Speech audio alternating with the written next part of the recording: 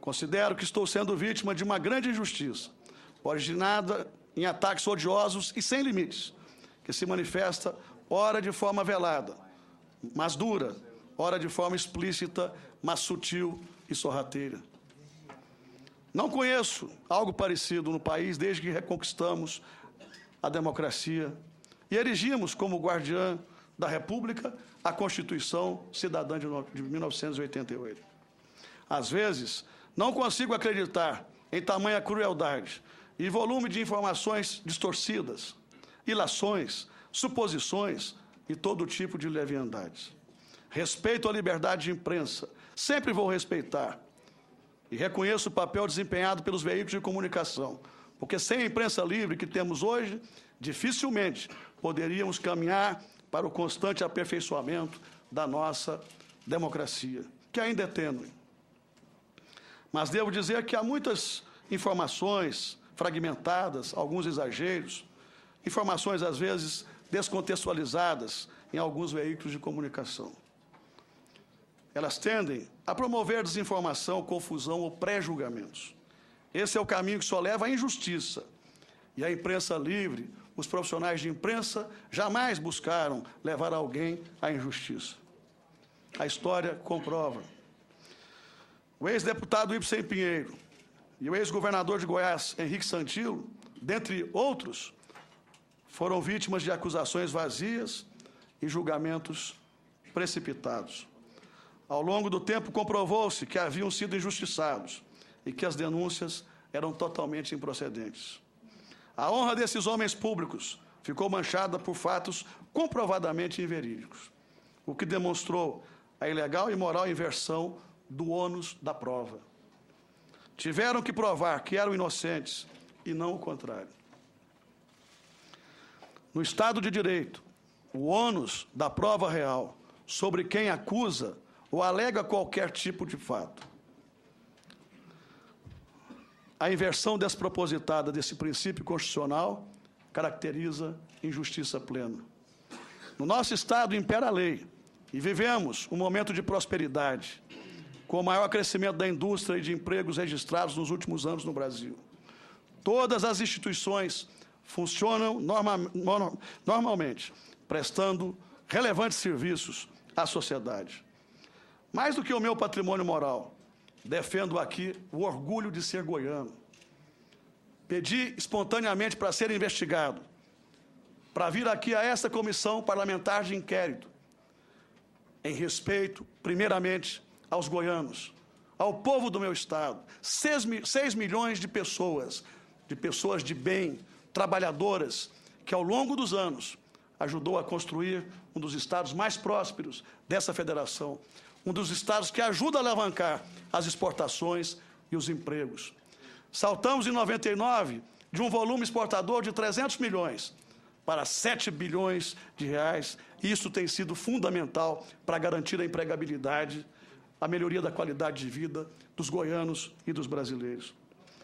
Venho, portanto, aqui para, embora tenha sido até admoestado pelo meu advogado, de que talvez lograsse êxito ele, o mandado de segurança, eu disse a ele, se eu não for à CPI, se não prestar os esclarecimentos, conforme eu próprio solicitei, eu prefiro abandonar definitivamente a vida pública, porque não teria coragem de olhar a face dos meus conterrâneos.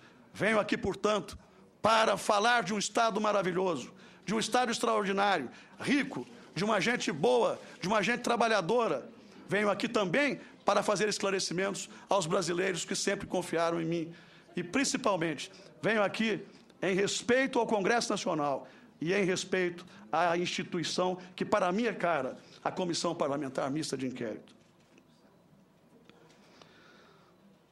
Saibam, senhores, que debateremos diante da verdade a crença da maioria dos meus conterrâneos, que me deram 6 mandatos consecutivos. Não posso aceitar como governador qualquer nova discriminação que venha apequenar meu Estado.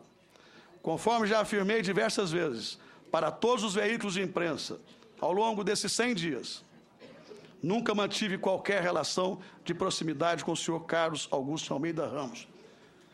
Senhoras e senhores, senadores, senhoras e senhores parlamentares, 30.000 horas de gravações, 3 anos de gravações, nenhuma ligação do senhor Carlos Cachoeira para mim, o meu telefone, para o meu gabinete, nenhuma ligação dele a mim, apenas uma ligação minha de cumprimentos pelo seu aniversário.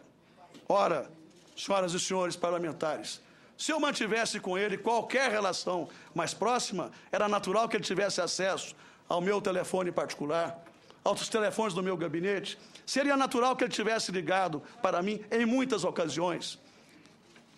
Mais do que isso, e vou dizer adiante, quase 2.000 máquinas apreendidas. Os contratos da Delta no meu estado representam 4% dos contratos que estão em vigor na Agência de Obras e Transportes, com deságio em um caso de 21%. Reafirmo, nunca mantive nenhuma relação de proximidade com o empresário Carlos Cachoeira, embora fosse ele uma pessoa de livre trânsito com políticos no meu estado, de livre trânsito com a sociedade, com a elite, porque é uma pessoa rica e transitava pelos melhores, morava no melhor edifício da capital e transitava pelos melhores restaurantes da cidade. Peço uma reflexão a vossas excelências. De forma desavisada ou maldosa, vejo aqui ou acolá afirmações de que o senhor Carlos Augusto, o Cachoeira, teria influência em meu governo. No caso concreto, a própria investigação faz prova a meu favor. Como é do conhecimento de todos, o senhor Carlos Cachoeira teve suas conversas telefônicas interceptadas por determinação judicial durante quase 3 anos. Como pode uma pessoa monitorada pela Polícia Federal durante 3 anos, ininterruptos, com influência sobre o governo, não ter feito sequer uma ligação a mim? Em todo o processo de escuta da Polícia Federal, só há uma única e fortuita conversa telefônica. E me cabe esclarecer em que circunstância se deu. Estava na casa de um amigo, em uma reunião social, quando alguém dos presentes me disse que era aniversário do senhor Carlos Cachoeira. Me perguntou se eu aceitaria falar com ele para cumprimentá-lo pela data, já que, como se sabe, em Goiás eu tenho o hábito de telefonar para dezenas de pessoas nessas ocasiões, de forma afetuosa e respeitosa. E eu não estava telefonando ali para um contraventor, mas estava telefonando para um empresário que atuava no setor de produção de medicamentos e era um dos sócios do maior laboratório de bioequivalência da região centro-oeste. Disse que, se ele telefonasse, eu o cumprimentaria. E foi rigorosamente o que ocorreu em uma conversa rápida e absolutamente trivial. Se em sua rotina de interesses esse grupo menciona meu nome e de integrantes de meu governo em suas conversas, não posso ser responsabilizado por diálogos de terceiros, que em muitos momentos foram ofensivos a mim e ao meu governo.